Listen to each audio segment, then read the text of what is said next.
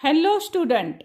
Basic English पक्का असायलाच हवं, कारण जर वाचायला शिकायचं असेल, इंग्रजीमध्ये लिहायला शिकायचं असेल, बोलायला शिकायचं असेल तर हा बेसिक भाग शिकायलाच हवा.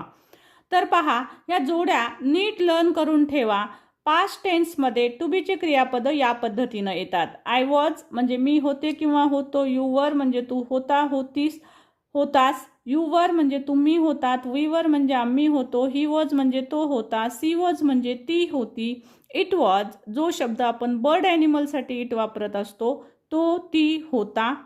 मुलांसाठी पार्थ कोणतंही नाव आलं तर वॉज घ्यायचे, पार्थ होता. मुलींसाठी कोणतंही नाव आलं जसं तनू, तनू होती म्हणजेच तनू वॉज. आणि अनेकवचनी जर असतील तर पार्थ अँड तनू वर. अशा पद्धतीनं अनेकवचनी दे शब्द जर आला तर त्यापुढे लिहायचे दे वर. अशाच पद्धतीनं मराठीतून इंग्रजी जर शिकायचं असेल तर चॅनलला जरूर